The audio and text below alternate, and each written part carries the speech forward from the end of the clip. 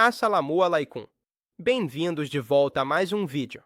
Neste vídeo, vamos ver como a oração parece ser descrita como uma guerra com Deus em alguns textos rabínicos.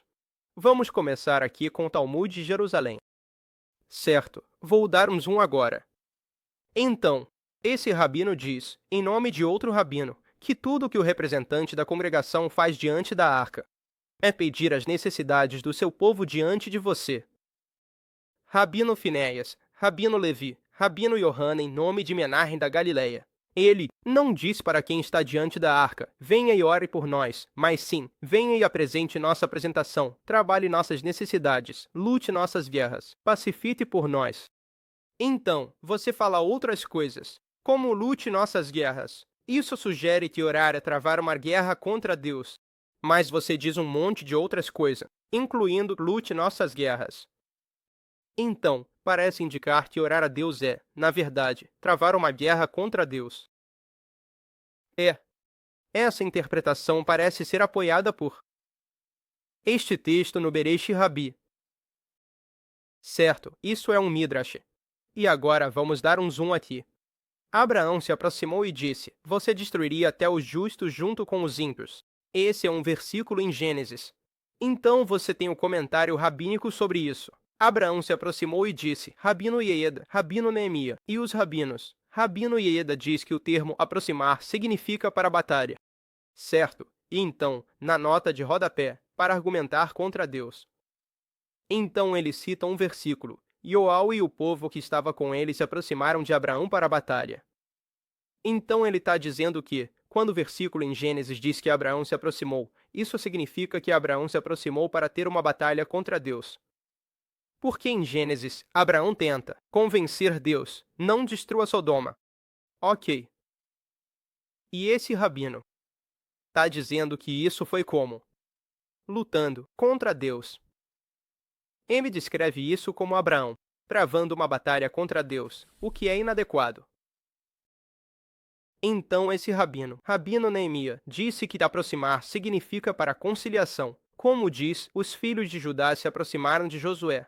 O rabino disse, aproximar-se é para oração. Como diz, foi na hora de oferecer a oferta da tarde que Elias, o profeta, se aproximou. Deus de Abraão, Isaque, Israel, Elazar disse, se isso envolve batalha, eu estou chegando. Se isso envolve conciliação, eu estou chegando.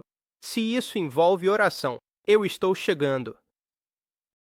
Então você tem opiniões diferentes. Você tem a opinião do Rabino Ieda, que diz que isso está falando sobre Abraão travando uma batalha contra Deus.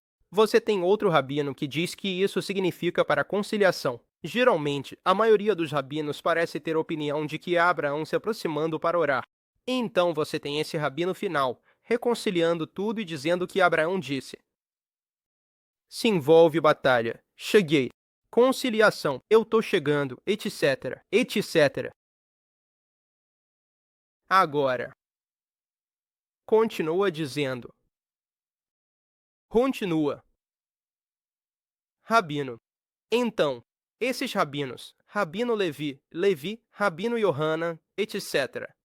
Todos dizem que, quando alguém passa diante da arca, não se deve dizer a ele, ao convidá-lo para liderar as orações. Vá e realize, ou vá e lute, ou vá e faça a batalha da congregação, mas sim, vá e lute e ore. Então, você vê que isso é um texto paralelo ao que olhamos no Talmud de Jerusalém.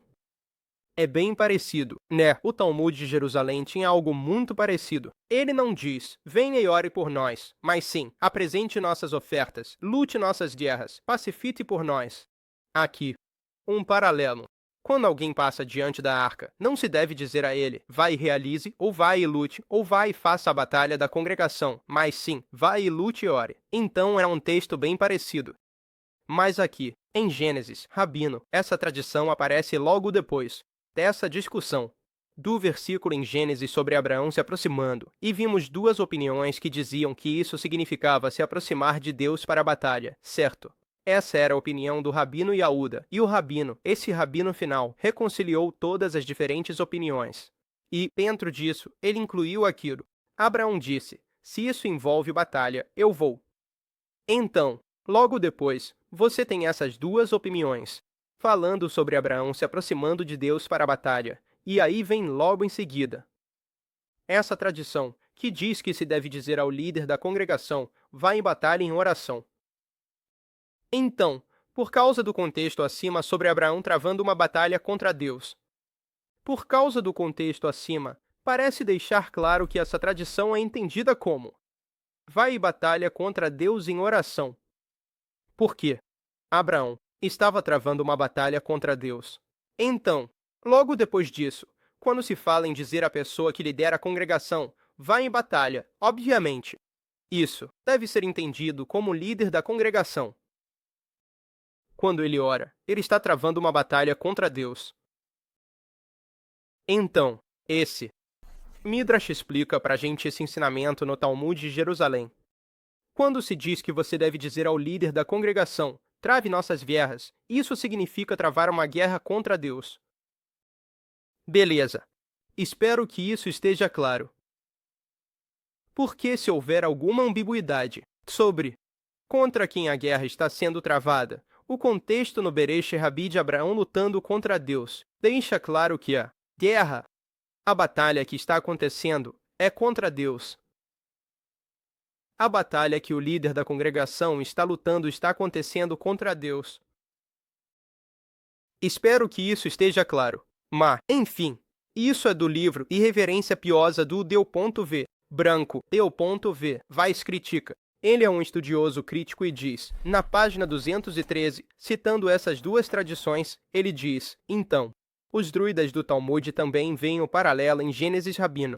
A mesma coisa aqui, quando alguém passa diante da arca, não dizemos a ele: venha e faça, mas sim, venha e aproxime-se, trave guerra. Ele diz: veja, esse ensinamento não aparece no Beresh Rabi, Vaticano 30. Então, tem um manuscrito sem esse ensinamento. Rabi no Gênesis. Então, ele diz que os comentaristas tradicionais têm dificuldade em explicar esse ensinamento radical. Enquanto o comentarista do século XIX, Anas Zundel, descreve a guerra como uma batalha contra o poder da ira de Deus ou o atributo de justiça de Deus. Moisés Margolis, o comentarista do século XVIII, vê a guerra de forma mais piedosa, como uma batalha contra o promotor celestial. Esse trecho do Beresh Rabi também cita a opinião do rabino Judá de que quando Abraão protestou contra a decisão de Deus de destruir Sodoma e Gomorra, ele envolveu Deus em uma guerra. Na literatura rabínica, de forma geral, os debates sobre a Torá são frequentemente comparados a uma guerra. Então, temo, até um rabino aqui que interpretou a tradição como significando que a guerra é uma batalha contra Deus. E essa interpretação parece ser óbvia. Claramente a interpretação correta, dado todo esse contexto de Gênesis de Abraão, lutando contra Deus. Ambas essas coisas, claro, são inadequadas para descrever a oração como uma batalha contra Deus, e também para dizer que Abraão se envolveu em uma guerra com Deus. Ambas são inadequadas.